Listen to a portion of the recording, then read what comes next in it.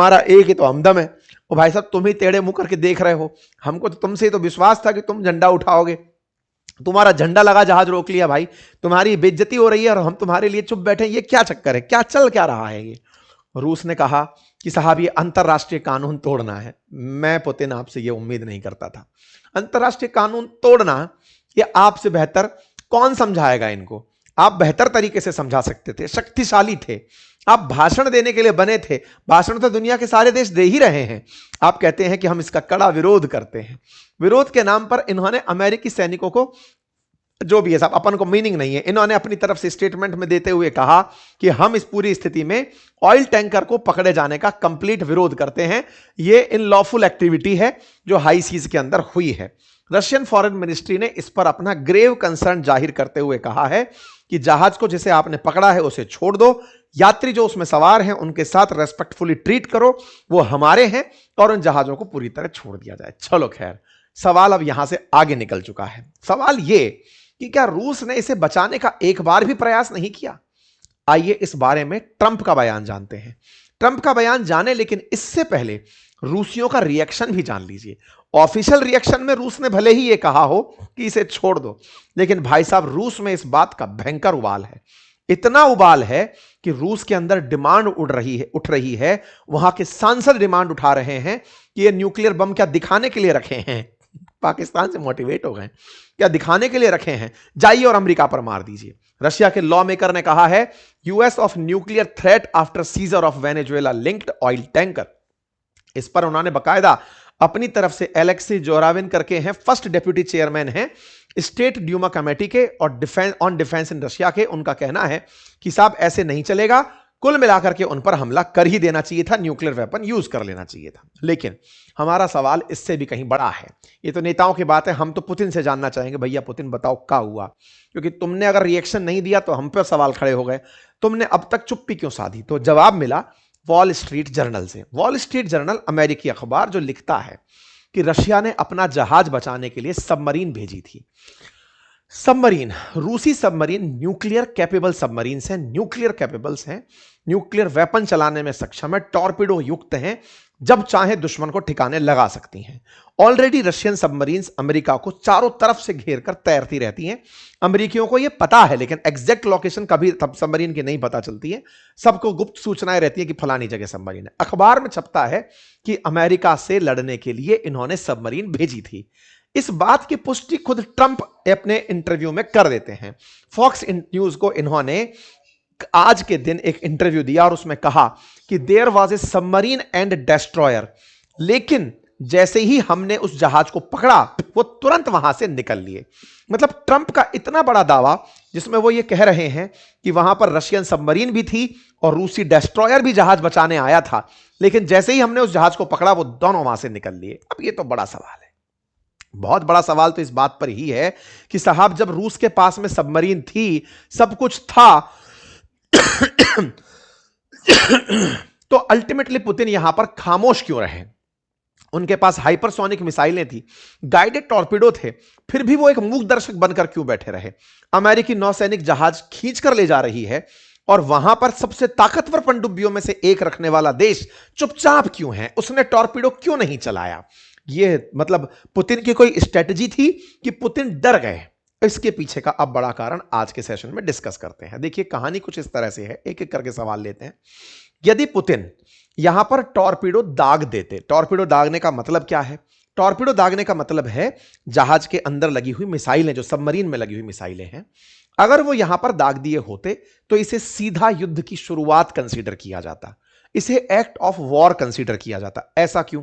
ऐसे समझिए, जैसे मैं अपने अनुभव से आपको फिर से रिलेट करता हूं। कई बार हम तस्करी वाले ट्रकों को रोकते थे, ट्रक को रुकना है, टैक्स इवेजन किया है, ट्रक बंद हो जाएगा, तेज उसमें सामान रखा है वो निकाल लिया जाएगा। लेकिन अगर वो हम पर फायर खोल दे तब तो भाई साहब हमें इसे अटेम्प्ट टू मर्डर में डालना पड़ेगा कि इसने हमें मारने का प्रयास किया। मारने के प्रयास में सजा ज्यादा बड़ी होगी। बिल्कुल वैसे ही यहां पर जो एक्ट ऑफ वॉर है, अगर वो अपनी तरफ से सबमरीन चला दे, बम गोला फेंक दे, टॉर्पिडो चला दे, दुश्मन को डुबो दे, अगर वो ऐसा करने लग जाएं तो ये कहा जाएगा कि भाई चेक करने के लिए तो जहाज रोका था, चेक तो कर ही सकते हैं। आपको झगड़ा करना है तो इस बात पे करो कि हमने चेक क्यों कर लिया, चेक करने का नियम है।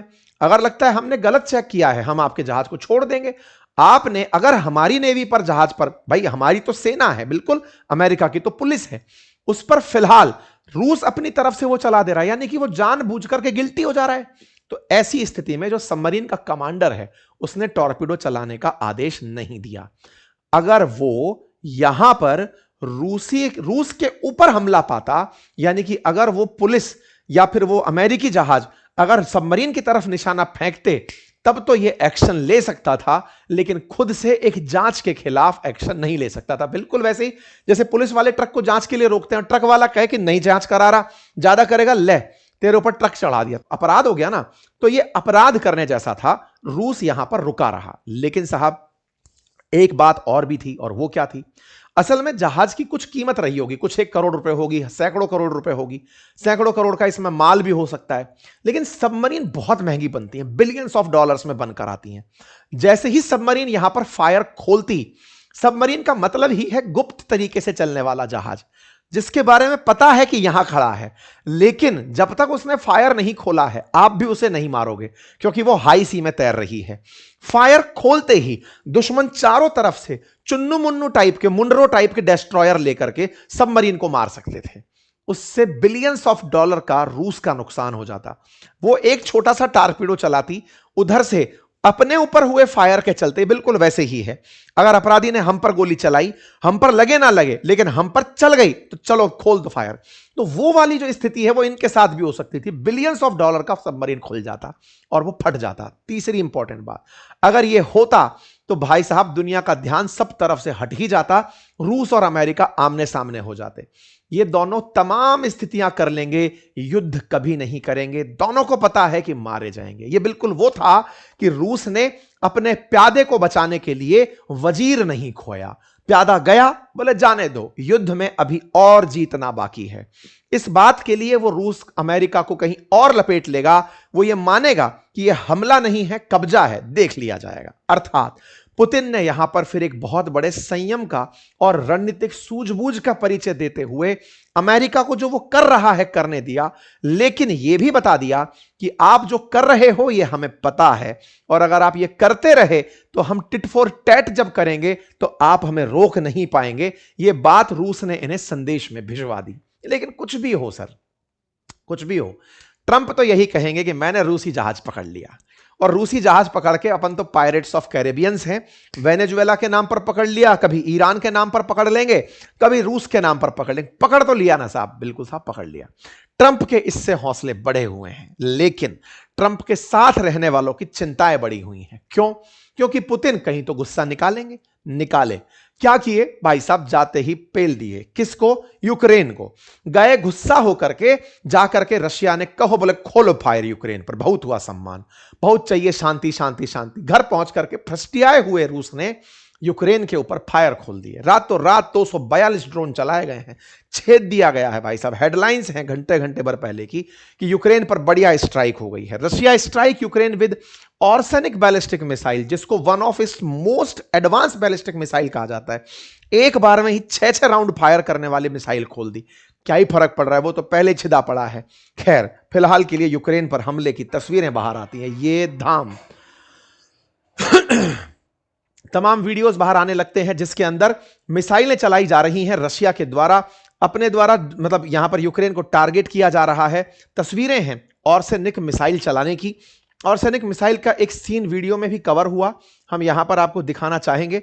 एक बार के लिए आप इसे देखें। एक मिसाइल का गिरा, दूसरा हिस्सा, तीसरा। ऑर्सेनिक 6 बार में फोड़ती है, और इस बात का अमेरिका को अंदेशा था, इसलिए अमेरिका ने तत्काल प्रभाव से जो यूक्रेन में यूएस की एम्बेसी है उसको सूचित कर दिया था कि बेटा अंदर रहना, आज गोला चलाएंगे अंकल, तो ऐसे में तुम बाहर मत निकलना, पता चले लपेटे में आ गए।